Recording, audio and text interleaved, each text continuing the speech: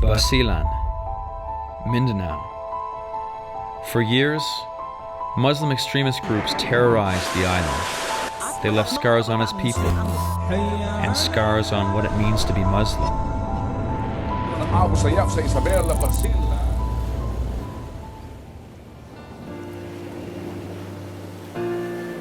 These days are coming to an end. What I've learned in my travels is the biggest hearts are found in the most faraway places. This is Discovering Basilian, Part 4.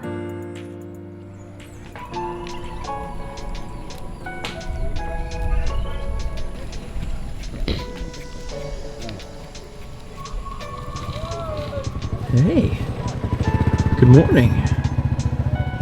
Good morning.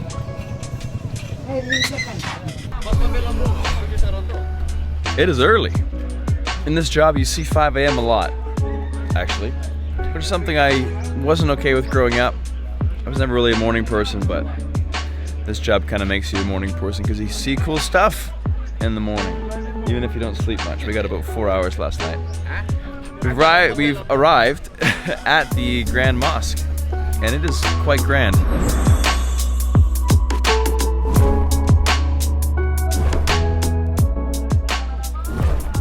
And I found out you can't wear shorts if you're a man in the mosque. So we've been given, what's the name of this? Malong. A malong. It's my last day here. A little bit sad. It's about time for you to put a malong on. I did it correctly. I'm just asking him to make it perfect, okay? Don't judge me. Are banana t-shirts allowed in the mosque? Yes. Absolutely. Okay. You remove your shoes. Remove my shoes. Okay, shoes come off first. Slipper first, okay? Slippers off first. Yes. One foot. One foot. The first is the right foot. That's correct. That's right foot. Right foot's supposed to go first. Yeah, then The left foot goes in. Whoop. Right. Wow. Amazing. Yeah. I feel good. I look good. You look good. Wow. There we go.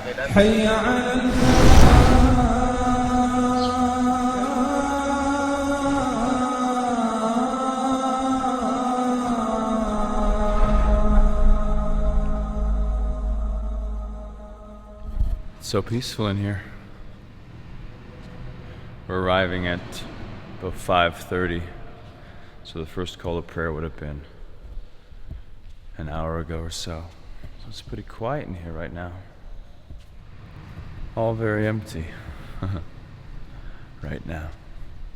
And I guess while I haven't been to any mosques really, I've been to a bucket load of cathedrals.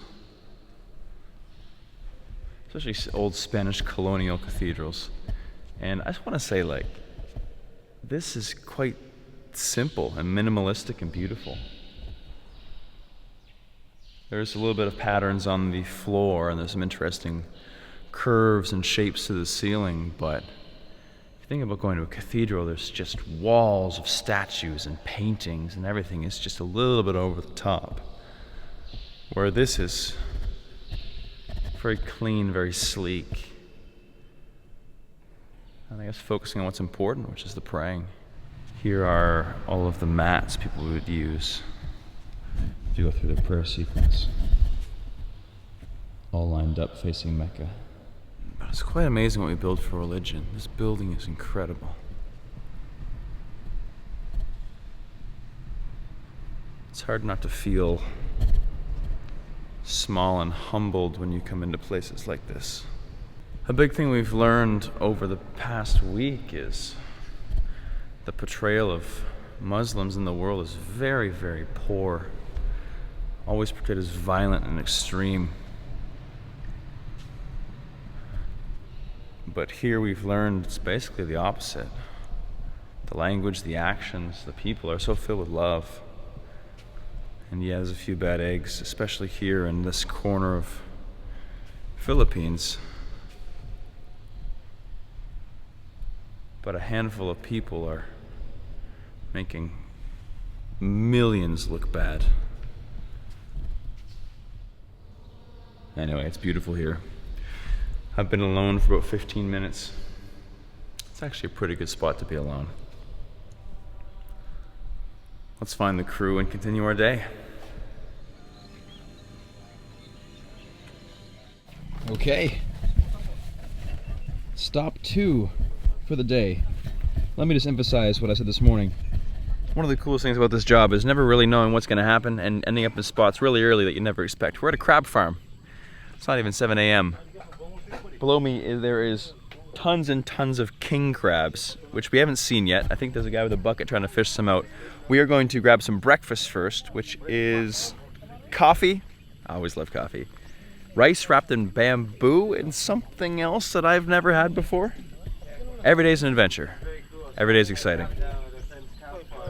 Let's have breakfast at the crab farm. Very cool place. It's rice with chicken, I think. Yeah, man.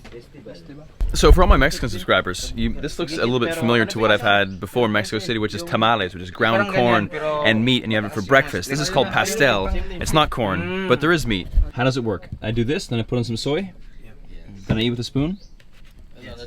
Oh, there's already a crack. There we go, there we go. And here we go. I don't know, guys. I've eaten some weird stuff in my life, and this is pretty weird. That was a joke, right? It's delicious. We got rice, we got some meat, we got some soy. What is there not to like? You eat this part too, right? How do you say? Bunog. Bunog? Bunag. Bunog. Bunag is. So bunog, bunog, bunag, bunog or bunog? Bunag. Bunog, Bunag. bunog. You're bunog. The bunag in Mindanao, the Aqua Green Farm. But Apparently, I didn't realize there's a second course to breakfast. Since we are on a crab farm, what is round 2? yeah, we have a king crabs and mud crabs. Also, that is what you call mangrove crabs. King crabs, mud crabs, mangrove crabs. I've never had crab for breakfast. Look at that. That is a crab, man. That's breakfast right there. That is exotic. Exotic. Yep. These little eggs here. See It's that? the best part. It's almost like cheese, right? Yeah, it is good. That's the high blood part, though. Oh, yeah. Now we're getting service, man. Sure. This is mine? Yeah, you try. Thank you very much. First crab claw of the day. We have our sausawan, which is Ginger, vinegar, uh-huh. and black pepper, sugar, chili, and this. That's all. for all kinds of good stuff. We have someone who is kindly cracking all the crab shell, which for me, crab is delicious, but it's a bit of work to open it up. We have someone doing that for us this morning. And we'll take a bit of the eggs. The Filipinos love the eggs, yeah? Aligi. Aligi.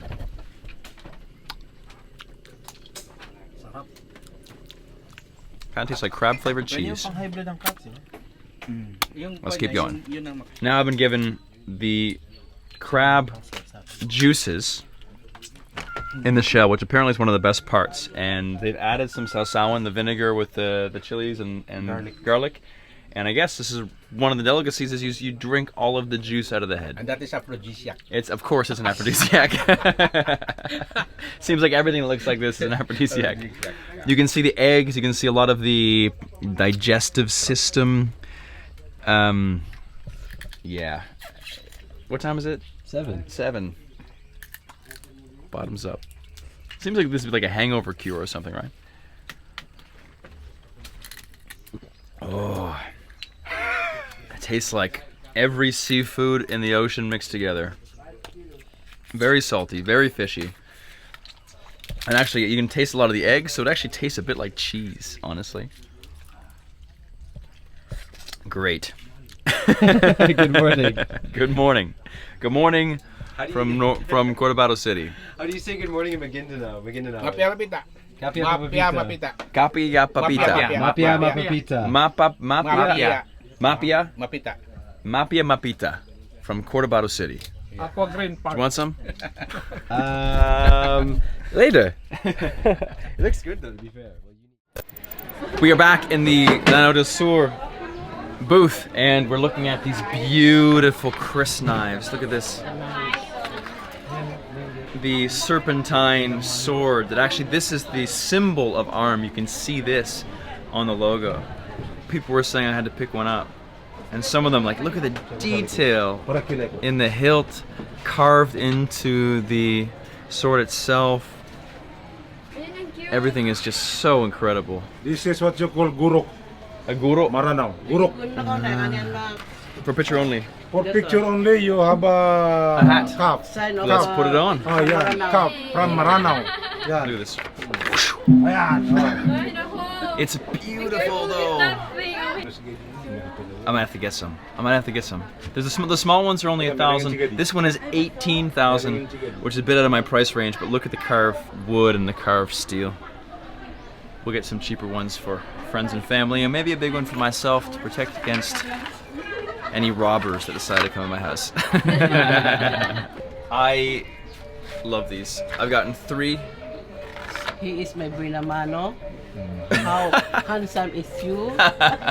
Maybe all beautiful girl can crush you in Mindanao. What is she doing right now? What is this? Binamano. What's Binamano? It's like for good luck. Good luck. Good luck. First buyers. Oh, the first buyer gets... Yes. Okay. Like this. Yes. I've never seen that before. If you have store like this. You rub the first money I give you on everything for good luck. Oh yeah. I can feel it. I can feel the good luck. Your nose is so strong. My nose is so strong. I do. I've got a big one. Yeah. But I can smell a lot of things. Yes. So that's hilarious. I have 3 Chris knives. This big one, which is gorgeous. It was 6,000 pesos, which is like 110 American dollars, and 2 smaller ones I'll give for gifts to friends and family. Really happy that they have these because they're amazing. Some people on Instagram told me to check out the Chris knives. We found them here in Cotabato City. And this is your change. This is my change. From Philippines, from Mindanao. Money from Mindanao. Thank you so much. Yes. Do I go like this? Yes. And then, Thank you. thank you. Do we do Mano here? Mano? No. Right, man, that's it. That's my entire almost Filipino experience. So right now I've got my souvenirs. We're going back to the hotel so I can pack up, and then I get in the van to go to the plane to go to Manila to go out of Philippines, unfortunately. So let's get packed up and let's hit the road. All right, we are back in the center of Cotabato City, and this is the goodbye that I have been not looking forward to for about a month. We've traveled around Mindanao together, we've traveled around Basilan together. Now we're saying goodbye, man. We're saying goodbye in Cotabato City, in the capital of ARMM, but we're still in each other's arms. Always with the corny jokes. Cool, man, rock on. I love you, man. Thank you so much for the opportunity. I'm sure my subscribers loved it as well. For me, it was an awesome opportunity to see part of the world that I didn't know much about, and so now I'm really happy that I get to share the love, share the happiness, and show the people places that are really cool that no one goes. And there's tons of stuff like that here, and I'm squinting from the sun, so we're gonna keep it short. Rock on, you're welcome anytime. My house is open to you. Everybody's welcome here. Well, for me, I'm off to Bosnia, and that's gonna start in 3, 2, 1. And hello, Bosnia. Well, that, my friends, is the end of the Basilan series. That was 4 days traveling with Kulas of Becoming Filipino, and I have to say, when I first told people I was going to Mindanao, even with the Fighterboys trip before that, and even especially when I said Basilan, the people said, a couple people in particular looked at me like I was stupid and said, "What are you trying to prove?" These people had no idea about the place. They'd never been. They'd only seen a few news articles about Mindanao, and I was judged like I was some reckless cowboy trying to be like a jackass of the travel world doing crazy things just for the clicks and views. I hope you can see that through this series with the Fighterboys and in Basilan, that it was about much more than that. What I learned very quickly, and what I suspected beforehand, was the people in Mindanao, the people in Basilan, the people all through ARMM are beautiful, incredible, generous, heartfelt people, and they were eager to share that with anybody they can come across. And what I was trying to prove, answering the question to these people who were judging me, is trying to prove that these people are totally misunderstood, and you should stop judging them so quickly when you hear news reports. That being said, there was a news report shortly after we left, only a few weeks, that in Basilan on the morning of July 31st at 5:30 a.m. a white van pulled up to a military checkpoint in Lamitan City, There was one person in the van. They said that he was not speaking in the local dialect. The van exploded, killing 10 people. We were actually there. We went through that location. And so hearing that news, and after finishing this series and leaving, because I hope you realize that for a lot of YouTubers, we can't always create the content and then post it immediately. A lot of it is creating it and then having to go back and post it later when we can edit. So at that point, I had already been gone out of the Philippines for a short time. It was very shocking and very sad for me, because I just knew that at this point, random act was just furthering the misconception about these areas being terrifying. And I'm not discounting what happened as being not terrifying. It definitely was. But one thing that the military that we traveled with, the armed personnel, the governor, when I spoke to people on the boat, on the different forms of transportation, when I spoke to everybody, including the governor himself, he said, yes, the Abu Sayyaf were a big problem in the past. Most have turned themselves in. There is a small percentage, 1/10 or something of what the numbers they used to be, hiding in the forest. They have not given us trouble for a long time, and they are being defeated. They are slowly being assimilated back into the population, slowly going away, and hopefully very soon they won't be a problem. And right after that, there was a problem. The fact, though, that they said that this was not someone who spoke the local language, because he could not understand the questions, makes many people think that he was not from Basilan. He was from somewhere else, and he arrived to do this particularly. He was a suicide bomber, and apparently it was the first ever suicide bomber attack, and he was trying to get the van to Lamitan City, but was caught at the checkpoint. People were pressing investigations. They were tipped off as well. The military knew there could be a white van coming through with some improvised explosive devices on it. He was caught, it exploded, and it was terrible.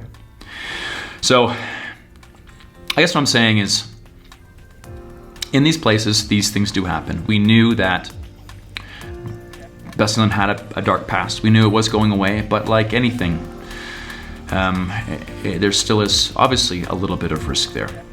Would I go back? I would still go back.